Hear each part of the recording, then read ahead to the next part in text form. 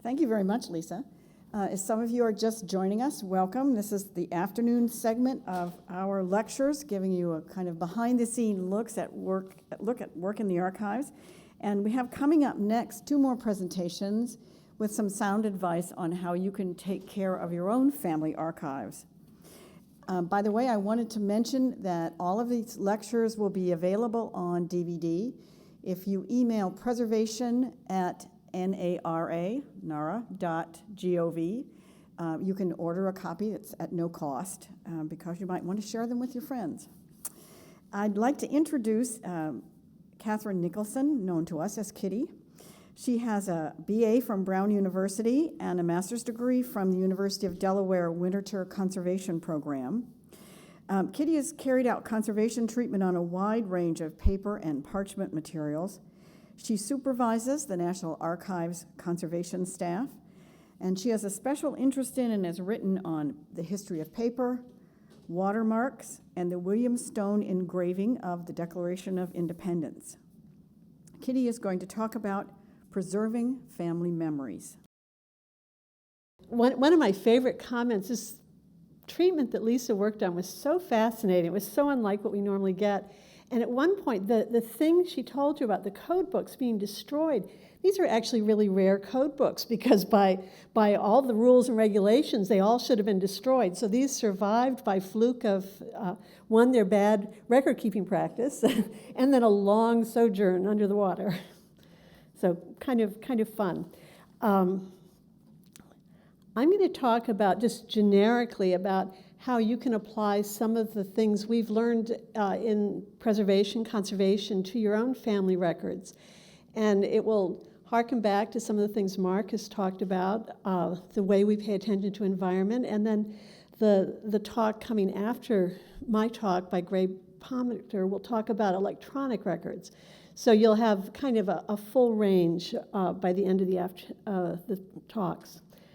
So the basic preservation steps we all should be aware of and practice are paying attention to the environment in which we're keeping our records, whether they're family records or government records or any other kinds of records, the temperature and the relative humidity, as Mark explained them. Then you want to think about the immediate materials right in contact with them, the storage materials, the folder, the mat board, the box, whatever they live in, because that also determines their microenvironment. There's the big environment, the macro environment, and the microenvironment they live in. Then you get to the level of careful handling, and that means you and me keeping our hands clean, handling things that are fragile with 2 hands, always knowing where it's going to go before you pick it up. Limited display if you've got it framed and it's a family treasure.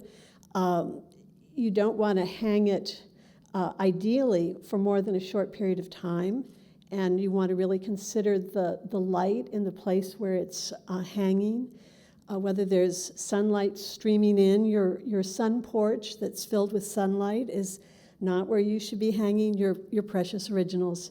And then finally, the use your nose test, which is, the human nose is a wonderful, very, very sensitive instrument, and it can detect, I don't know, Mark, parts per million, parts per billion, acetic acid, the vinegar smell that is given off by things that are deteriorating. Your nose is a tremendous instrument to let you know if something's going wrong. And the musty smell of things that are moldy, the kind of old paper smell of old paper that's moldering away. So those are some just basic overviews of things to pay attention to.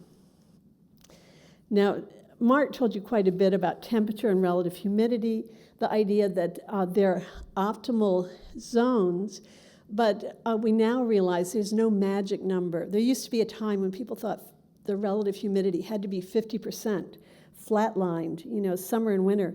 But we're realizing there are ranges that are acceptable, but you need to pay attention when you get outside of those ranges. And temperature, you're a little more immediately aware of, perhaps, than relative humidity. We say sometimes that if you store things in a space that you're comfortable in, it's probably a fairly good set of conditions for records. But it is actually true that there's some materials that are so prone to degradation that lower temperatures will make them last longer, but that you're probably not going to want to turn your thermostat at home down to 50 degrees for that reason. So there's a certain amount of balancing human comfort and what's good for the records. Now, I mentioned light sources. Sunlight and fluorescent tubes are both very, very rich in what's called ultraviolet, which is the high energy radiation at the far end of the blue or violet range of visible. And those are particularly harmful for many materials. But actually, regular old light is also pretty bad. So you want to make sure you don't have a sun-filled room. You want to make sure also that your light levels are not way, way too bright. And we've gotten accustomed to brighter lights recently, but lower lights are actually better for most things. They prevent fading, they prevent color shifts in paper. And one of the things you'll notice if you go up into the rotunda, if you enter a space immediately from outside bright sunlight, your eyes will tell you it's too dark. But if you go in gradually, and the approach to the rotunda now is gradual, your eye accommodates as you go further in. So the lights are actually not very bright at all in the rotunda, particularly to protect the Charters of Freedom.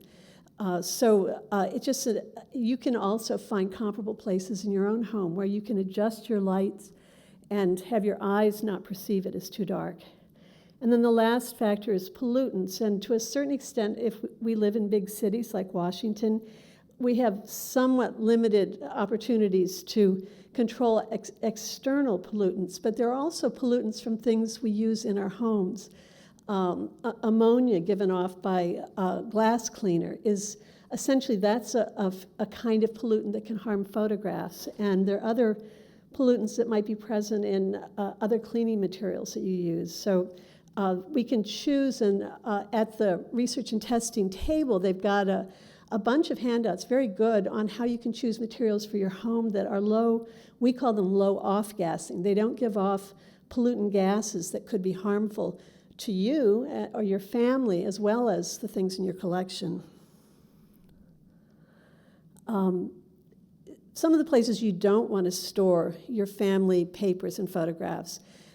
Next to a radiator, or in the kitchen where there's a lot of steamy moisture, or next to the washing machine. You don't want to put things in the attic or the basement or your garage. That's kind of you wouldn't want to live there. Would you want your best records there? So you want the moderate conditions are the ones you really want to aim for most papers, books, and photographs. Now, there's some things we can't fix. If you read the newspaper this morning, newspapers are almost universally printed on very poor quality paper that's really designed to be read today and thrown away tomorrow. And you've seen what happens if you leave it out in the sun and it starts to turn yellow in just a matter of hours. So it's difficult really to reverse that kind of a problem. In fact, way beyond the average person's abilities. What you can do is photocopy them. And if you have a newspaper clipping that's particularly important to your family, a family event, or someone's 50th anniversary party, make a photocopy on some good quality paper, and that will last a long, long time. If you have things stored where there's moisture, that can actually encourage the growth of mold. As Lisa mentioned, being submerged in water actually may be a good preventive, particularly salt water. It can also attract pests that find the paper is nice and soft and munchy and easy to eat or to nest in. And you see examples at the top. That's typical. The typical kind of feeding that termites would do. I'm not positive it's termites, but it certainly looks like it. And the black streaky stuff at the bottom is pretty nasty mold.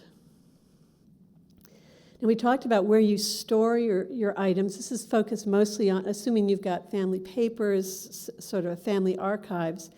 And folders, you can buy acid-free folders, and there are samples actually for you again at the research and testing table outside that is stamped with the logo of the National Archives, and then has a blind stamp that identifies it as pH 8, I believe, and the manufacturer and the date it was manufactured. And that's one of the ways when we look at things in storage, we can quickly tell that this is a good folder. And when they're new, they all seem pretty much the same, but if you've seen 50-year-old folders, the top edges start to break. They just break off, and the identifying information falls off. It's a mess. And then acid-free document boxes, and you see two examples there, letter and legal size.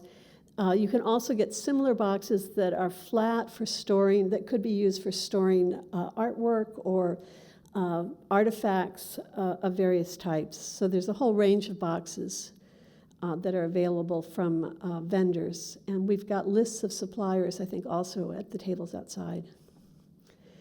Now, talking about the problems affecting photographs, photographs is a very wide term, and there are many different processes, but mostly what you're probably familiar with are the black and white photographs and color photographs that were commercially very widespread before the advent of digital cameras. You may very well see in old black and white photographs yellowing and staining of the image or fading of the image, and that can often be the result of poor initial processing.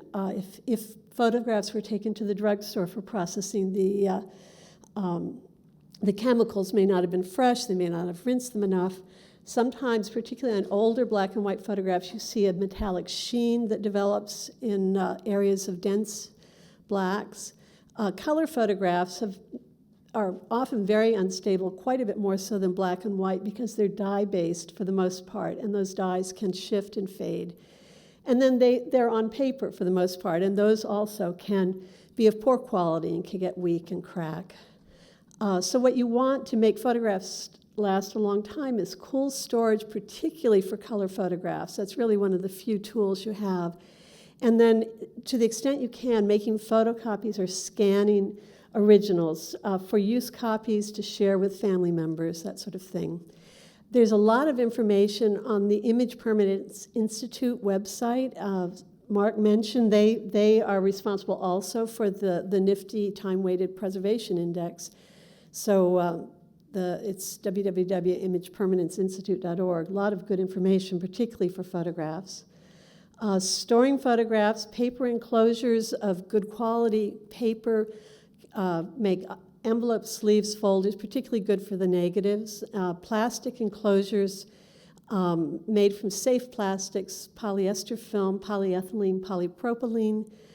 Do not use PVC. That's that nasty stuff that covers plastic notebooks and fuses to photocopiers because it's got so many plasticizers in it. There's a test called the photographic activity test that's used to verify that these materials are safe and will not harm photographs.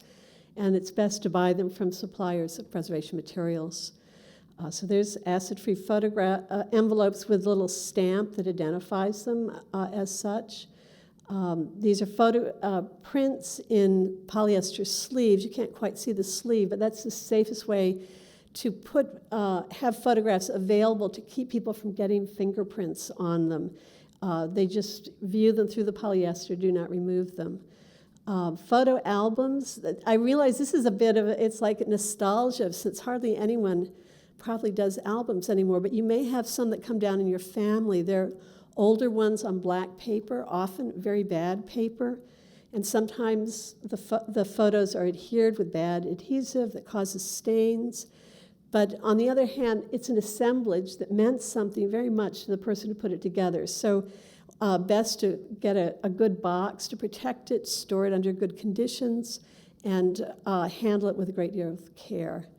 Then there are the modern photo albums, the magnetic albums. I don't know if they still sell those. They had strips of adhesive that was tacky for a while, could alter colors in photographs, and then failed. So definitely a poor idea. They're albums with bad paper.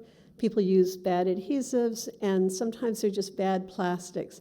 The best thing to do if you have things you really want to last is to go to one of these preservation suppliers and get albums that are designed for preservation purposes. And they have stable plastic sleeves and pages, and then you don't have to use any adhesives at all. So if you're displaying your family treasures, really pay attention to the light exposure. No sunlight streaming in, no fluorescent lights, and low light levels for incandescent. Things to watch for: if they've been displayed too long, they get weak, brittle, change colors, darken, inks fade. It often happens so gradually, though, that you may not be aware of it. And so you really should, if you can, not store these things. Store them as much as you can and not exhibit them too long. And then now that we do have the advantage of digital copies, you can really make some good facsimiles, color photocopies, scans, and keep your originals in the dark safely. And work from photocopies. If you're doing a family history, make photocopies, handle those photocopies, and keep that precious original in good condition. If you're going to mat and frame things, you should always have what we call a window mat that holds the document or the photograph away from direct contact with glass. You can have water seeping under, you can have water condensing in there, they can fuse to the glass. It's a terrible problem, and you'll need a conservator to help you if that happens. Use good quality, what we call rag board or museum quality board for mats and backing boards. And as much as you can, leave aside adhesives and use photo corners. And these are just a couple of brands. You can also make paper corners using good quality paper, folding strips into neat little triangles. The idea is the adhesive should not touch the document or the photograph. So all the things you don't want to use: pressure-sensitive tape, that's our fancy name for Scotch tape, masking tape, all sorts of glues you can buy in the drugstore, hot glue guns, all of that. Please don't use those. Then books, just quick. If you can, keep them in original format. Sometimes they're charming old bindings. Boxing, you could make a little, we call this a 4-flap housing to protect your special books, and just use a good quality board for that. If you shelve books, shelve them according to size, so you don't have a little tiny one next to a great big one and the big one starts slumping over. Don't mix them up. Store, if they're really large volumes, big coffee table volumes, keep them flat. If you have wooden bookshelves, you can cut out clear plastic, polyester, good quality plastic, so that you can shelve on the wood but not have the wood stain the edges. And protect them from light. You've all seen books where the spine is just noticeably faded. So if you can have your bookshelves away from the light, but obviously near where you can read them. Oversized items, maps, and posters. One approach is to roll them on acid-free tubes. This is a special acid-free cardboard that's turned into very sturdy tubes, and you can roll things and then protect them with outer layer of paper that's acid-free and an outer layer of polyester film, and tie the ends so you're not squeezing the original. The other thing is you can buy or make good quality portfolios to store things flat if you've got a safe place for them.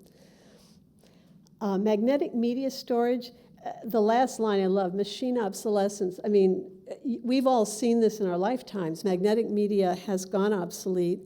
And if you've got old tapes, video, audio, and they're precious, you should be talking to a firm about having them copied. It'd be good to have them in polypropylene until you do that, but this is an obsolete system. Electronic media, you're going to hear a lot from Greg Pomicter. I will just put, Greg and I both see eye to eye on this. It's a tremendous convenience to scan or back up your files electronically. But if you have precious originals, please do not throw them away, because the precious originals will last for generations with good care, and electronic media will last as long as the next technological update, and we know how soon that could be. If you have to label CDs and DVDs, there are now on the market solvent-free markers. If you do a little search, a bunch of brands will pop up, and if you do label on the side that's not red. These polypropylene cases are fairly stable. They will keep dust and dirt and debris and, to a certain extent, reduce pollutants' access to the materials stored inside of them. There's also a variety of anti-corrosion boxes. I thought at first that's got sort of a flashed copper coating that will corrode preferentially and protect the CD or DVD, I think developed by the military, but it has nice preservation possibilities.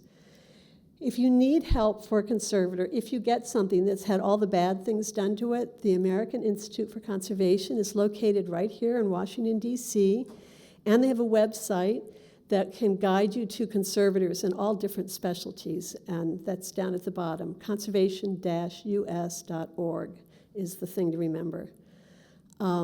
If you want to learn more about preservation at our website, go to www.archives.gov, and there is a preservation section which is under construction and looking bigger and better than ever, so we hope you'll go there and look. We also are on social media, on Facebook. We've got a Tumblr blog and Twitter, and we're trying to post some of the fun things we work on, so we'd love to have you go there too. And I want to thank some of my predecessors, Linda Blazer, who first developed this PowerPoint, Hillary Kaplan, who's here today, and Mary Lynn Ritzenthaler. It's a cumulative effort, great team effort, and a lot of fun. Thank you very much. I wanted to remind you, I gave you an email address earlier, preservation@nara.gov. You are also welcome to send your questions, and they'll get directed to the right person. I know Kitty had a lot of great information to share, and you may be thinking about what more you'd like to know. So that's at the end of the session, you can ask questions, but also you can email us for advice as well. I'd like to introduce Greg Pomicter, who began working at the National Archives in St. Louis at the National Personnel Records Center in 1974. He's held numerous management positions at NARA facilities in St. Louis, Chicago, Philadelphia, and here in Washington. Greg is currently the director of NARA's Field Management Support Division. He has an MBA from St. Louis University. He's married with 3 children and 3 grandchildren. I can attest to how much fun grandchildren are. And his hobbies include family history, running half marathons, being a home handyman, and cosmology. So Greg, welcome. Why I became interested, although I'm not an expert in electronic records, why I kind of got involved in it, is that I was very fortunate that my grandparents and great-grandparents were archivists. And not real archivists, but as far as family history, as they kept every letter, kept every picture. And so we have, my wife and I have, between our families, over 10,000 photographs of our families for over 100 years. We have home movies from the 30s. So we have tons of photo albums and pictures. I've done a lot of research. I've added to that with birth certificates, death certificates, and census records. Okay, well, we're waiting because a picture is worth 10,000 words, so I certainly hope that the PowerPoint. But anyway, we have a lot of the original records, and I wanted to preserve them. So I do everything that Kitty just mentioned. I've learned all about putting things in acid-free folders. I've worked on all the things that we do to protect the our original records. So I do all that.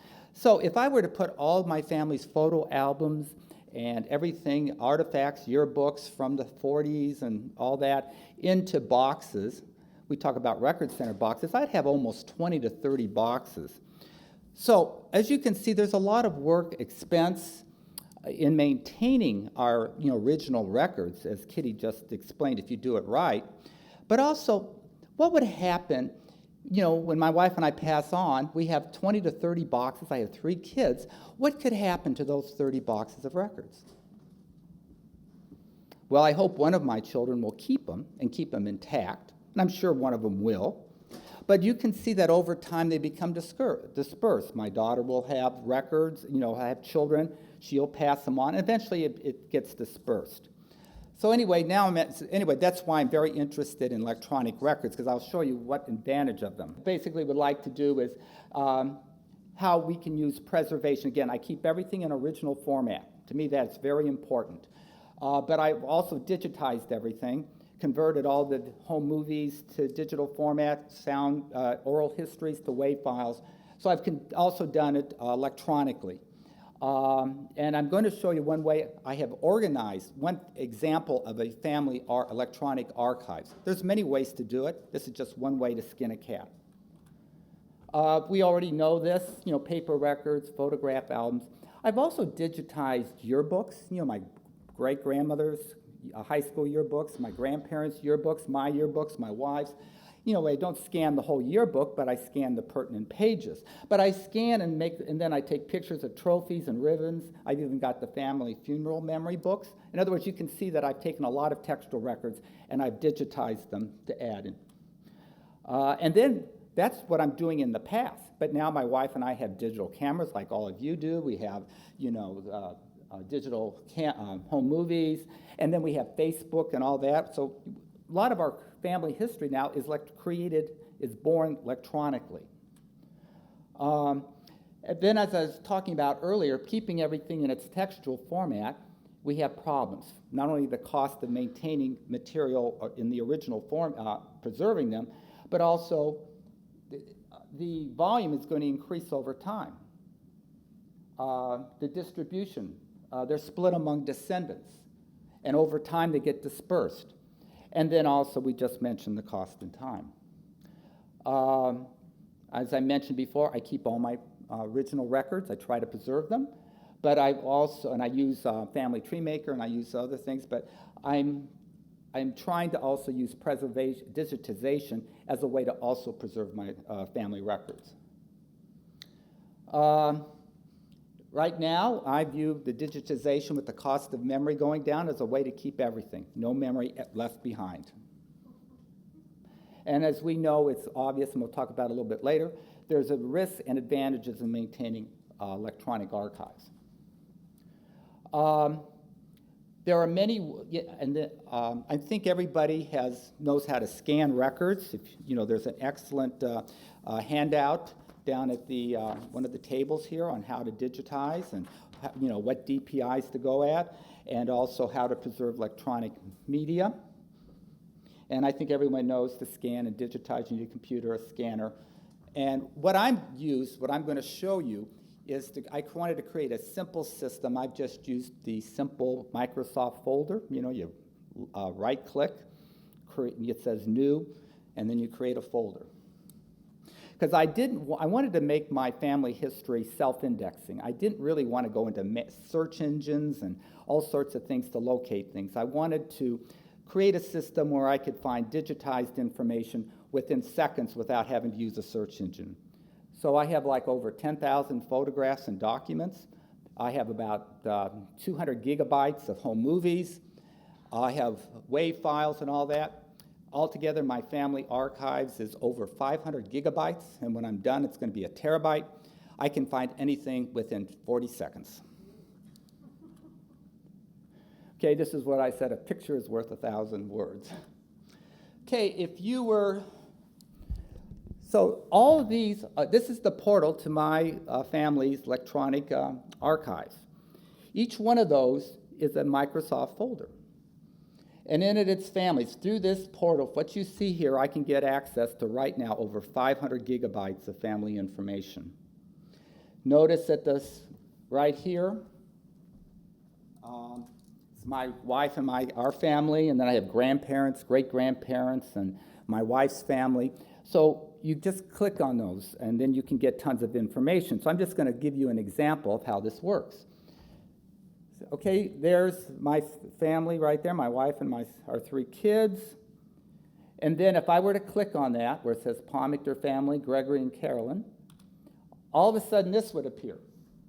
More cascading folders. These are just Microsoft folders.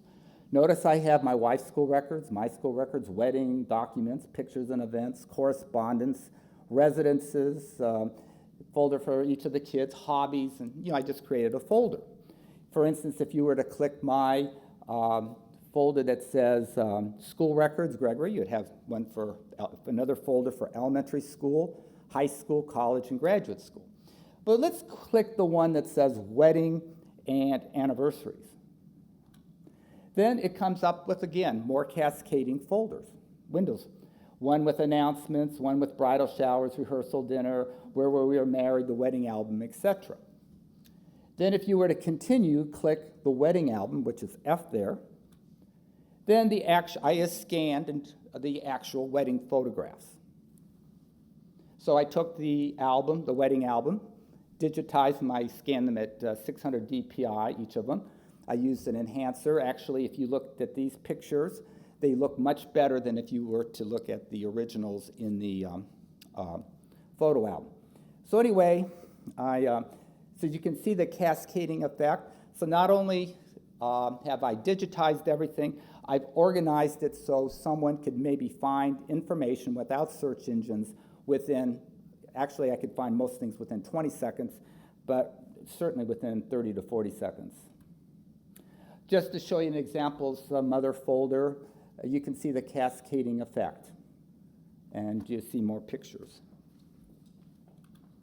And then when I create these folders, what I would do is, like, let's say at the top one, my grandmother was an ice skater. So in that, there's various folders of her skating, but my grandmother took a ton of home movies. So I converted the 35 millimeter home movies and digitized them, and in the folder I could now access the home movie. So not only can click those folders and get the actual pictures, you can click that icon there and actually watch the home movie. Also, in the bottom one is a folder of my grandparents' family. One of my aunts I did an oral history with, so I converted, I had it on a tape. So I took the tape and digitized it into a WAV file, and then you can see there that I put in the oral history, so I could just click that, and I can listen to my aunt talk about the family history. So the idea is to put everything that pertains to a certain subject in that folder, and you have everything there. And so we just talked about that. So I'm going a little fast, but I'm kind of concerned about the time. And also the point I'm making, not only did I convert everything in the past that was in textual format, or the original formats, but I'm also looking at a way to park the new electronic records. So this system I showed you is not only everything that's digitized in the past, but the new stuff that's born electronically. I'm going to look, when I retire someday, I'm going to create more sophisticated indices. There's so many products out there and ways you can do it, but right now I was just concerned in creating a self-indexing system. We're all aware of this. By digitizing, you have efficient storage, easy duplication. As we all know, if you migrate and maintain your electronic files, they never deteriorate, whereas anything in a textual format, even with the best efforts that Kitty mentioned, will still someday deteriorate. Also, you can back up things, electronic data, in multiple sites. Okay, we covered that. Okay, just to quickly talk about, I think we most know this, but we know that the formats change. We all remember, those of us who are old enough like me, remember the floppies like this, and then we went to the small floppy, then we went to CD-ROMs that store 700 megabytes, and then we went to DVDs that store 4.67, something like that, gigabytes. And now, we've talked about gold DVDs to preserve records. I personally store the 500 gigabytes. I give it one to each of my kids. I store one off-site, but I use a computer notebook. Within that little something like this size, I can store 500 gigabytes to a terabyte of data. And we are all aware that we have to really make multiple copies of our data because hard drives fail. So you basically have a distributed system. You have to make many copies, store them off-site in many locations. And not only do we have to worry about the hardware, but we know the software, because many things like MS Word, I use Quicken, and I use Family Tree Maker, Excel Access, these all change. And I just had a very rude awakening how true this is. Back in the 90s, early 90s, I bought a home inventory program for Windows. It was great. And then last May, I bought a new Windows 7 computer, and I tried to take the software that I bought in the early 1990s with my home inventory, and guess what? It didn't work. So I am now manually entering thousands of home inventory items with serial numbers, model numbers, etc., manually into, because I couldn't export it to Excel or something. So I had a rude awakening that software of 20 years ago was no longer in use today. I try to keep the things simple. I use JPEG and TIFF, and now that memory has gone down, I use TIFF more than JPEG. I think for home movies, it's audiovisual files, and then I use WAV files.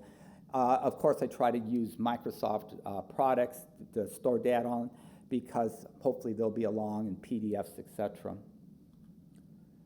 And then concluding, this is how I viewed family history, because that's very important to me.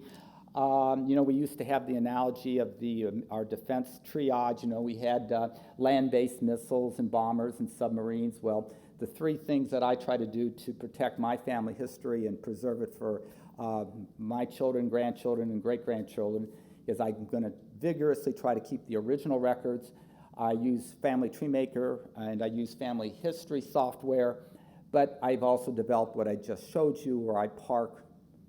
Eventually, it's going to have over 1 terabyte of data, and I give that to my kids. So I can give the entire terabyte of family history on one notebook to each of my kids. Hopefully, they'll upload it to their computers and etc. Or maybe the cloud will be very inexpensive. Right now, I would go bankrupt if I tried to pay the cloud to store my family data.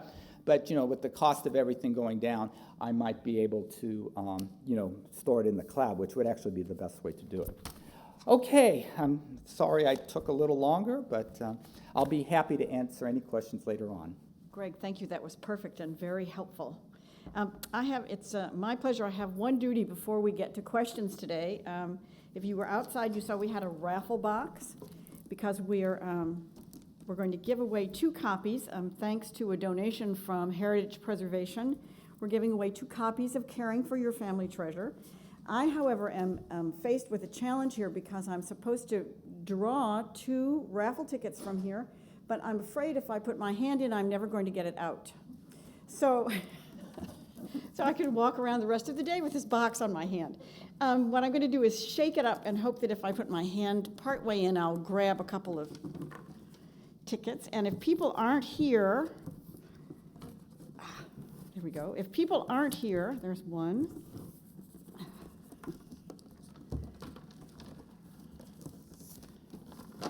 Not very good at this. I used to have Vanna White's job, but I lost it. Just a second. Hang on. We're getting it. Okay. There we go.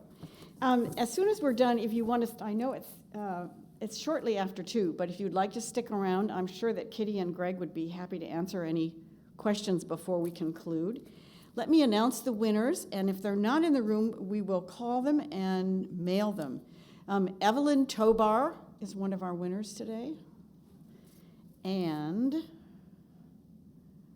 Aisha, yes? Is she here? We have a winner in the room. Oh, great. Well, come down and collect your book. This is very exciting. Here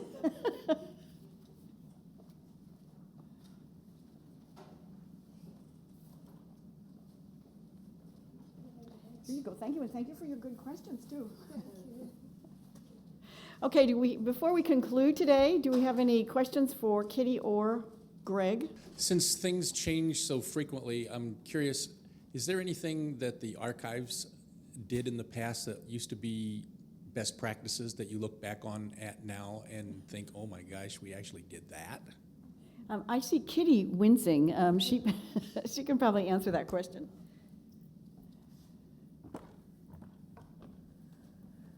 Well, it's a really great question, because we try to do testing and accelerated aging, that kind of thing, to know what the effects will be.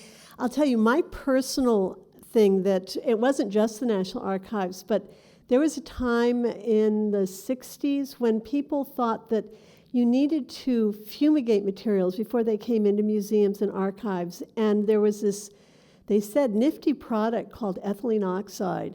And so everyone had a big walk-in chamber somewhere near their loading dock, and they zapped everything, and they pull a vacuum and release this product. And it was, I'm sure it killed things. What they later discovered is It was held and retained by leather and plastics and slowly off gas. It was bad for humans and actually altered metals and things like that. So I think they started to realize that it was a real health hazard. They stopped using it, and guess what? We actually, you can't say that's when we stopped fumigating and all of a sudden there were pests. It was like overkill. It was not needed, and it probably harmed some records and possibly some staff. So that would be my nominee.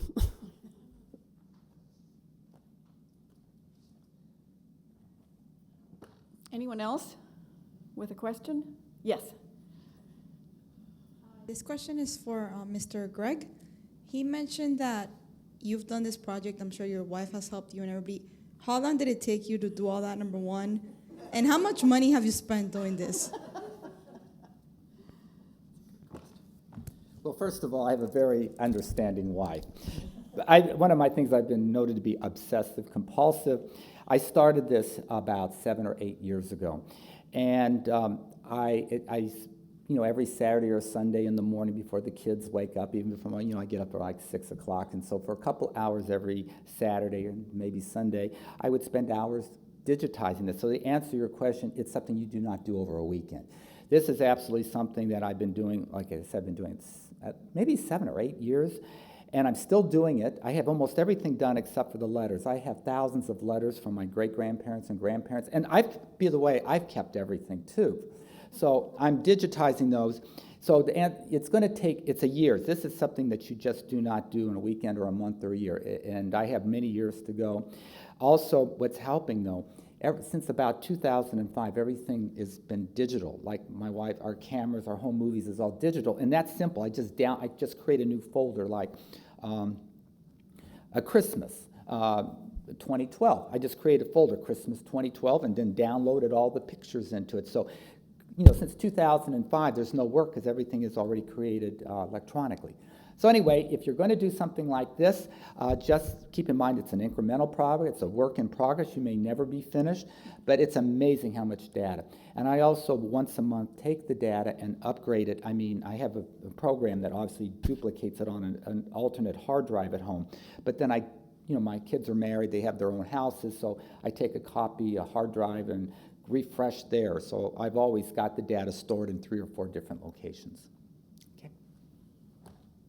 Oh, and the cost, it's actually not that expensive. You can get a good machine to digitize, a Lexmark, 3-in-1, it costs, $100, $150. So that's not too expensive. You have your computer. The cost of storage has gone down tremendously. When I first started the project 8 years ago, I used JPEG because storage costs were so expensive. But now, storage is not a factor. You can get terabytes for $100. So I now do TIFFs. So I would say this is a very inexpensive way to digitize, to preserve your records. Where you're spending your money is your time. Okay.